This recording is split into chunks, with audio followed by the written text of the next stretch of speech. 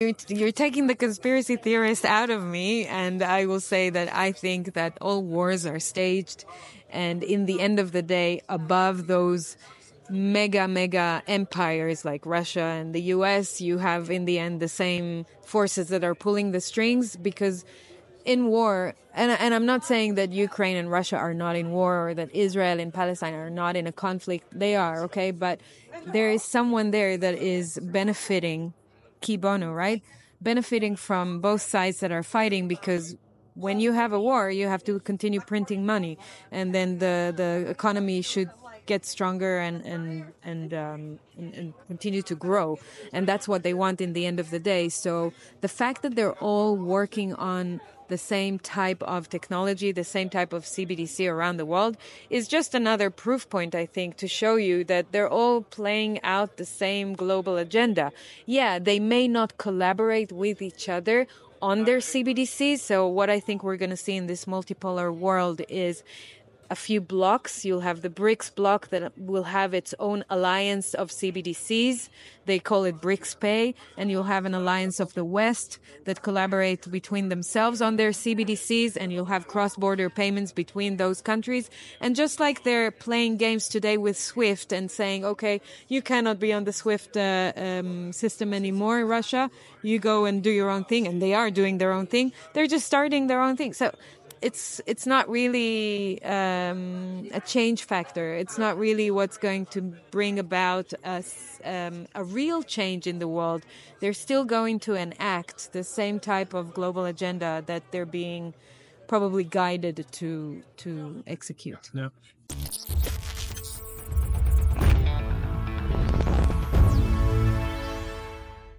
Hi, Efrat. Hi. Hi.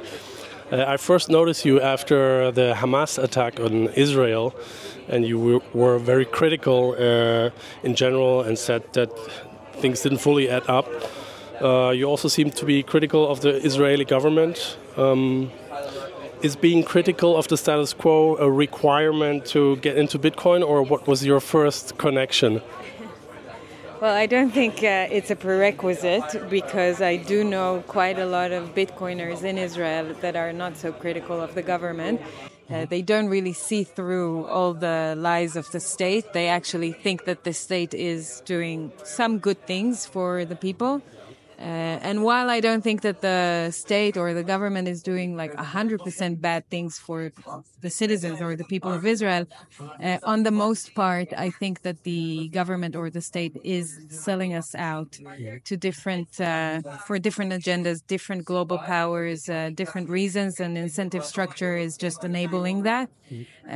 So I got into Bitcoin not just because of my criticism to the government, but really because once the state have violated my rights on my own body during COVID, I realized that they are probably going to do the same thing and violate my property rights or my financial rights down the track. And so I need to learn about money.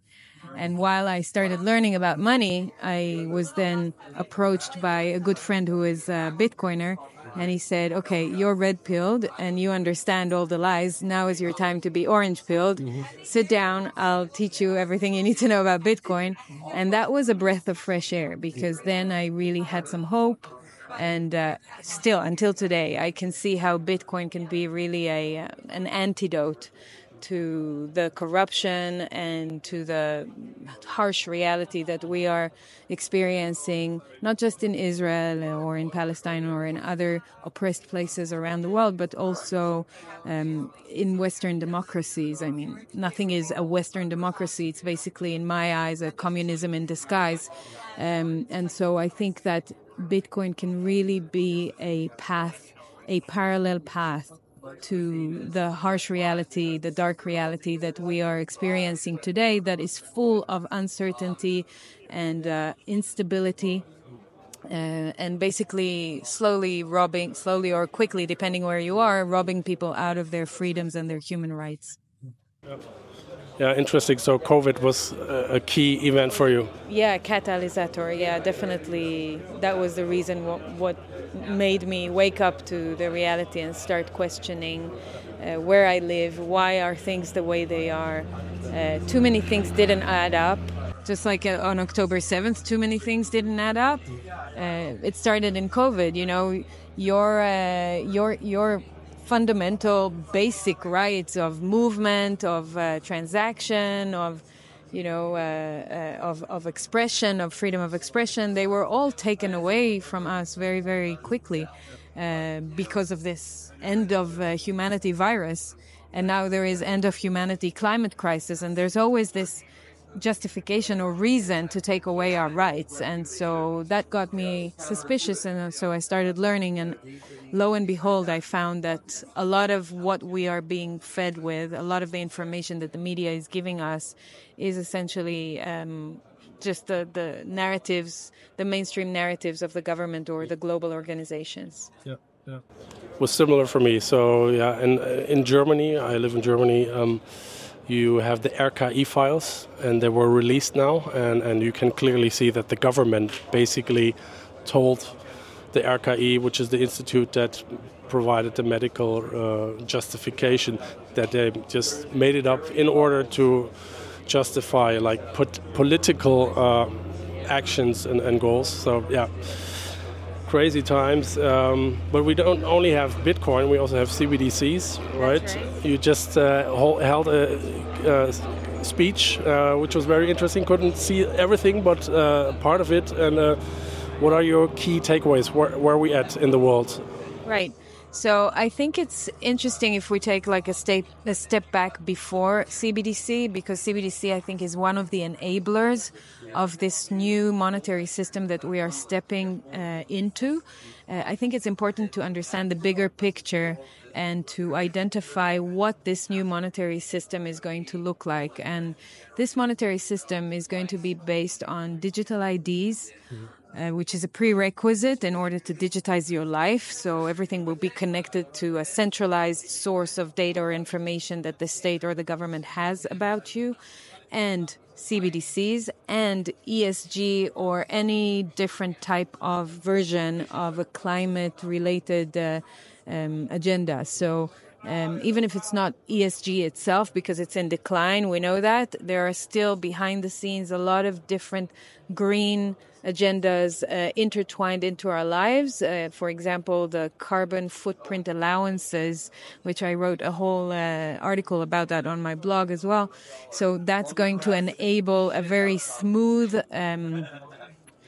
way for the state or the government to quantify and monitor any action that we do that is related to our daily lives. Because if you track my carbon footprint, then you can say what I'm buying, where I'm going, how am I using my money, how much can I consume of a certain product or service, and forbid that from me. If you join that together with CBDC, then you can actually forbid me from taking certain actions, or you can limit the quotas or the allowances that I have to use my carbon footprint for certain things. So I think that's the bigger picture. We have to look at all these pillars together. But then if we dive into CBDC on its own, then CBDC is currently widespread around the world, with 110 countries around the world that are running pilots, out of which 36 countries are in advanced stages of piloting. And you have a few countries that are already running their CBDCs in their countries, like China, Nigeria, Russia, and a few smaller countries. Russia? Yeah, Russia have their CBDC also. Only, or just parallel to the current system? It's not only. It's definitely in parallel. It's a transitionary period that we're in. They can never switch one off and turn on the other one. They have to do a transition period. And you're seeing that, the call to start something new, when politicians speak. For example, in June 2023, I think it was, there was a climate summit in Paris where Emmanuel Macron was saying, we need a financial shock to restart the monetary system. It's like, really? And that was like a green climate summit that is related to finances. So they're tying those things together, and they're telling us that they're going to bring about a new monetary system. They also call it a blockchain system. They don't really understand what they're saying, basically, but they're going to do like a private instantiation of a blockchain in each country, where they implement their own digital currency. Some of them will use or are using Ripple, for example, as their infrastructure for their CBDC if they don't want to develop it on their own, because not all of them have the capacity or the knowledge. So they rely on other companies, private companies, to do it for them. And some of them will develop it themselves. For example, Israel is doing it. They've developed it themselves, but also they will collaborate with the private sector. So you're going to see a lot of public-private partnerships in order to bring the CBDC into reality. And CBDC is basically a system it's a control and surveillance system. It's not really a monetary system. It's a technology to be able to dictate for you, the citizen, where you're going to use your money. So in a geographical area, they have geofencing capabilities. How much of your money you could use, so they can control the amounts that you will have in your digital wallet. They can switch on and off the digital wallet, and they can also program the money and say what it will be used for. So all these features are inherent into the system. Yeah. And that's the kind of reality that we're stepping into. And in my presentation, I gave different examples of different countries that are implementing either pilot programs or different projects to prove that that system in their country. Like Israel is doing it, Nigeria, Australia, Canada, Germany. There are so many of them. And what I do is I follow the central bank in many different countries, but also especially in Israel, where I live, and I read their white papers about CBDCs. And they all have white papers? They issue white papers and press releases and information on a regular basis. All you have to do is just go to their websites and download it and read it and see what they're planning to do. So one of the things I showed in my presentation is the architecture model. How are they going to implement it? They are going to do a two-tier system where the central bank is issuing the CBDC. They lend it out to the commercial banks or other payment service providers. They will still play a role. They will definitely play a role. My belief is that in most countries it will be in that architecture. It will be a two-tier system, so through the banks or through other payment service providers. It doesn't have to be a bank. It can be your biggest supermarket, for example. The central bank can lend CBDC to Carrefour or whatever big supermarket chains. They will then be in charge of the quotas that they have, the supply of CBDC that they have. And then, for example, that supermarket chain can issue credit cards or any other vouchers that will use CBDC in the background. And then the supermarket or the bank will be the one to do the accounting with the central bank in the end of the day, exactly in the same way that fiat system works today, right? With lending money, growing the debt, growing the supply of money, inflating it, etc., etc. Yeah, so it's a system of surveillance and control. What I don't understand is these are people, right? Politicians have families, they have friends.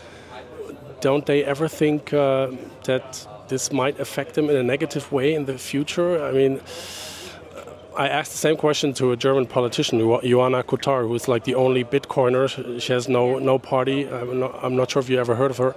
Yeah, I know her. She spoke at a Bitcoin conference at Plan B Lugano. That right? Can possibly be true, yeah. And she's like the only woman without a party. Yeah, she's amazing. Yeah. I did that, and I asked her the same question, and she had no answer. Do you have an answer? I don't understand that. I think I do have an answer. The answer is they don't think they're doing anything wrong, and they don't see the system as a surveillance system, just like you and I will interpret it to be. They think that, in the presentation, I don't know if you saw that, I put a big slide of a frog inside inside a pot, because they're basically boiling the frogs inside hot water, and they're very slowly raising the temperature on them. So the politicians like most of the normal people out there, will not really feel or notice the increase in temperature. Okay, but in reality, when you increase this temperature, you're basically introducing another mechanism of surveillance, another mechanism of monitoring, and people are getting so used to it that they don't pay attention. And they don't think that if the government is taking away their rights but giving it back to them in the form of privileges, then there's something wrong about it. They think it's normal, but it's not normal. We have innate, basic human rights that we were born with. They're natural rights that are given to us by God, by creation, and we don't need any approval or permission from anyone to be told what to do with our body, with our money, with our movement. We're free creatures, but the government and the state is continuing to put those restrictions on us. So they will tell you that there's nothing wrong about it, just like they'll tell you that there's nothing wrong with Facebook or Twitter or any other social media platform knowing everything about you, or with the government knowing everything about you because you have now a digital ID and everything you do is being tracked and recorded. For them, this is a normal reality. And it's like as if their mindset, they were pre-selected already, like the people in power already have a certain mindset. Exactly. And otherwise they wouldn't be in that position, right? They're conditioned and indoctrinated to believe that this is the normal course of action in life. And I think that Bitcoiners have, in a way, woken up to the fact that there is some kind of breach of contract between them and the government, them and the state.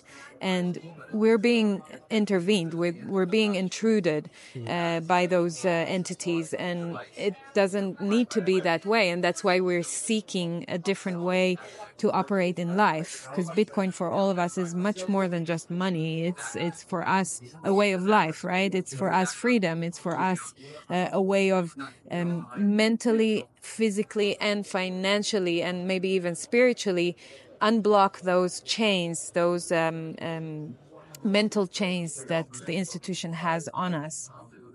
Yeah, absolutely. Do you think Bitcoin and CBDs can coexist together in the future, happily? Not happily, but they will coexist. I mean, it will be happy for those who are on the orange path with Bitcoin, and I don't think it will be that happy for people who are using CBDCs, again, unless they're completely cooked in the pan, the frogs that are cooked in the pan, that they won't notice it. But until one point where they will notice it, because it will be too much. At one point, when it gets to you, it gets too much, and then you notice it. But CBDCs and Bitcoin can coexist. Then like the CBDCs are for the payments, and Bitcoin is for the store of value, or there must be a lot of transactions going back and forth, right? Look, that's a very good question. That now you're actually asking whether they'll be relying on each other or connected to each other. That's different than coexisting. Coexisting means that there could be two parallel, separate systems.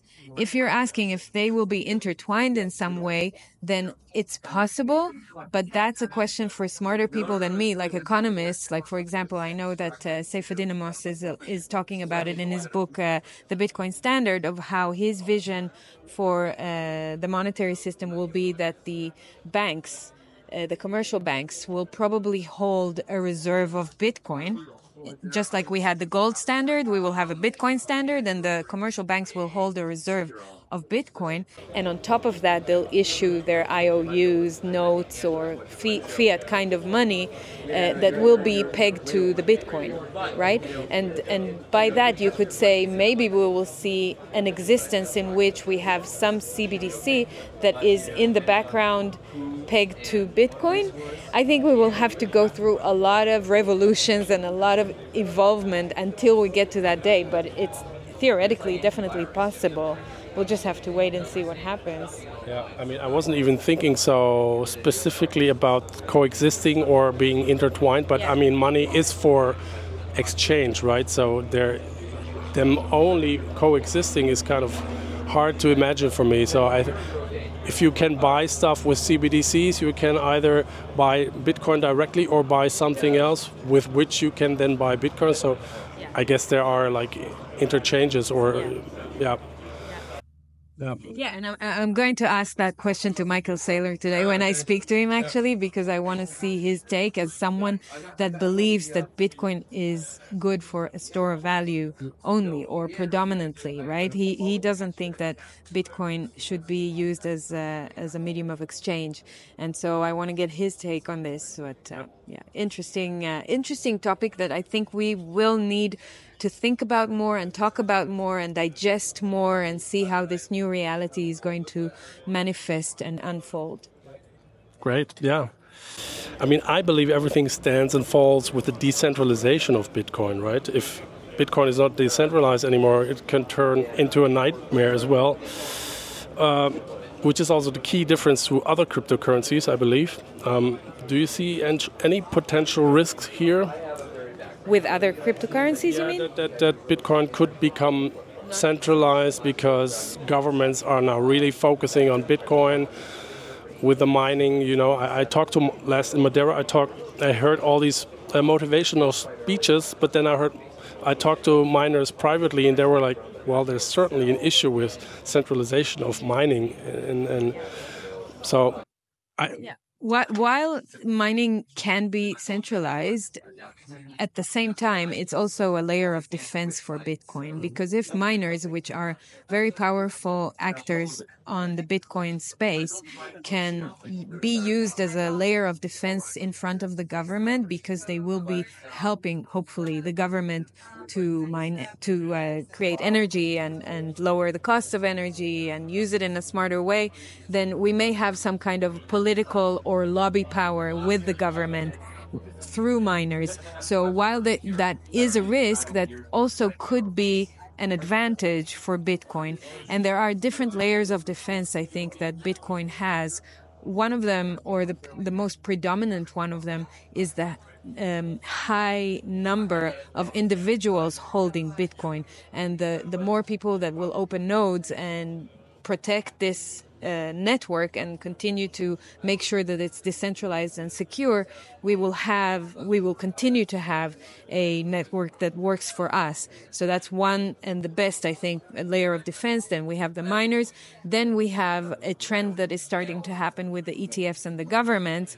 Obviously, ETFs have their downsides, but also the more countries are opening up to ETFs, it means that they have a stake in the game and that they want Bitcoin to succeed.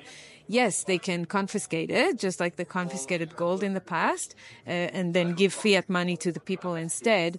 But they can also start to understand how this is strong, sound money, and that maybe that is a way that they should go in. And so I think it's not so black and white, and centralization is a process and it won't happen overnight. So yeah, we need to continue strengthening our layer of defense for Bitcoin so that it won't be able to be overtaken by governments. But the risk is there and we have to pay attention to it. Yeah. Yeah, absolutely. I remember Elon Musk once saying that he is not so sure if money will play a very significant role in the future, especially with regards to AI. Now that we seem to have found the perfect form of money, AI might turn many things upside down. While we desire a free market economy, many are calling for a universal basic income in response to AI, like a more socialist concept. Do you think Bitcoin and AI will go hand in hand, or could they potentially undermine each other? So first of all, let's talk about AI, Elon Musk, and UBI, because Elon Musk is a big promoter of universal basic income. In fact, I have a tweet on my Twitter, you can go and check, where I have a video of Elon Musk sitting down, just like us, with Benjamin Netanyahu, the Prime Minister of Israel, my country, highly, highly corrupt politician. And they're both glorifying the concept of AI and universal basic income under the pretense of we need to take care of those poor peasants, poor, useless eaters, and give them some free money so that they can live their lives in the dangerous and risky era of AI. And I think that AI doesn't have to go to the doom and gloom path that everyone is attributing to it. But we don't have the development in our hands as much as we do have the development of, let's say, Bitcoin in our hands. That's right. We don't. However, if we use AI in a how do you say it, in a sane way, in a calculated way, and we don't abuse it, then it could work to our advantage as well with Bitcoin, because the kind of developments that could come about in the Bitcoin space, in the Bitcoin ecosystem, using AI can be very, very interesting. Like, for example, there's one startup that I've seen here at the exhibition called Satlantis that is based on top of Nostr, that is kind of your Google reviews together with Airbnb, together with TripAdvisor, all in one service, right? So if we use it fast enough and good enough, we have a head start over CBDCs. We have a head start over governmental digital money. So if Bitcoin the Bitcoin community develops a lot of good, useful AI services, then we can overtake and we can bring a lot of people into that kind of reality. Now, you got to remember that universal basic income is a way to control people and oppress them. It goes hand in hand with the whole fiat culture.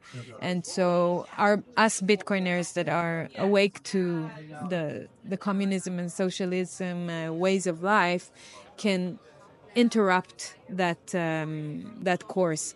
Obviously, there will be people, and there are always people that will need support from government and state. I'm not saying like 100% state support is wrong, but definitely not 100% of the people in the state need to get some support from the government. That will be very dangerous. I think people need to be productive, and they need to create their own capital and their own value in order to create a reality where they minimize as much as possible their dependency on the establishment and its services. So, and obviously Bitcoin allows you to grow that muscle of sovereignty and self-productiveness, self-sufficiency. So that's what I encourage people to do. Yeah. Interesting. Also interesting that actually. And one more point about Elon Musk and his whole philosophy around money. He says that, but at the same time, you got to notice that Elon Musk is also advocating for Twitter to be, or now it's called X to be the platform of everything. Yeah. The platform of everything, very similarly to WeChat in China, should have in it payments integrated, right? So Elon Musk wants to have a one-stop shop where you have your social media, which is completely monitored and centralized, with your information, your data, your AI. There's already AI inside X, your payments. Perhaps next step will be like a commerce, like Amazon-like kind of thing inside of X. So the app of everything should be your one-stop shop. And that's also a highly, highly centralized platform that we need to pay attention to. Elon Musk may be saying one thing and doing another thing. So you got to remember that. I think it's like a wolf in a sheep's clothing in many ways. I have close to 100,000 followers on Twitter. I wouldn't like this to be taken away from me, but I'm ready to hop onto Nostr, which I already have an account in, whenever that happens. So, yeah. But it's not so. People are not really using Nostr yet. Maybe something bad has to happen before that people do that. But yeah, I have a Nostr account as well. But either something bad has to happen, or more innovation and more different types of applications need to be built on top of Nostr so that people start using it, like the example I gave with Atlantis. Yeah. I mean, also the laws in Germany are becoming very restrictive. They want to be able to basically control everything you say or talk on chat apps, and so it's happening. And probably we can't do so much about it at the moment, but. Like a positive thing for the end. And it's not a coincidence that it's happening at the same time. No. They're timing it exactly so that they control our speech, they control our finances, they control our movement, they control our freedom to transact. They are bringing about those control agendas all at the same time everywhere in the world. Yeah, that's actually something I forgot to ask because, like with all the CBDCs, like we're at war with Russia, basically. We're drawn into it. There's conflict between each other, and I mean, it looks like they're preparing us for war. So there are all these conflicts, but overall, they're all implementing the same technology. So is that because if you're in power, you're so power hungry, or it provides so many advantages, or is there really a conspiracy going on? What do you think? Well, you're taking the conspiracy theorist out of me, and I will say that I think that all wars are staged, and in the end of the day, above those mega empires like Russia and the US, you have in the end the same forces that are pulling the strings, because in war, and I'm not saying that Ukraine and Russia are not in war, or that Israel and Palestine are not in a conflict. They are, okay? But there is someone there that is benefiting, qui bono, right? Benefiting from both sides that are fighting, because when you have a war, you have to continue printing money, and then the economy should get stronger and continue to grow, and that's what they want in the end of the day. So the fact that they're all working on the same type of technology, the same type of CBDC around the world, is just another proof point, I think, to show you that they're all playing out the same global agenda. Yeah, they may not collaborate with each other on their CBDCs. So what I think we're going to see in this multipolar world is a few blocks. You'll have the BRICS bloc that will have its own alliance of CBDCs. They call it BRICS Pay. And you'll have an alliance of the West that collaborate between themselves on their CBDCs. And you'll have cross-border payments between those countries. And just like they're playing games today with SWIFT and saying, okay, you cannot be on the SWIFT system anymore, Russia. You go and do your own thing. And they are doing their own thing. They're just starting their own thing. So it's not really a change factor. It's not really what's going to bring about a real change in the world. They're still going to enact the same type of global agenda that they're being probably guided to execute. Yeah, interesting times. As a Finnish, what is a positive? What are you excited about the most looking into the future? Well, I'm excited about the fact that people are waking up. Yeah.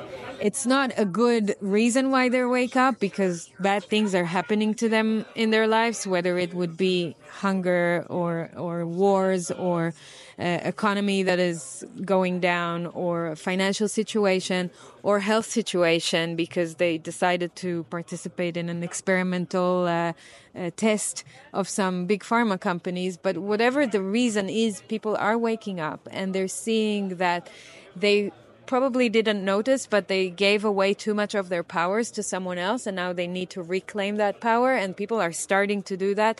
And if I got into Bitcoin because of that process, I think many other people are also getting into that path, which is a very encouraging message, because Bitcoin is really allowing us to create an orange path, a different path that is full of light. Even on the spiritual level, you are discovering your self-sufficiency, your powers, and your sovereignty. And by that, you are already starting a very significant process in your life that is not just changing your financial situation, but it's changing your consciousness. It's making you a more free person, a more independent person, a stronger person that can handle life and all of its different emergencies and atrocities. So that's my hope. I think people waking up is a very encouraging thing. Yep. Yeah. Great. Sounds good. Thanks so much for your time. Thank you. Thanks for having me.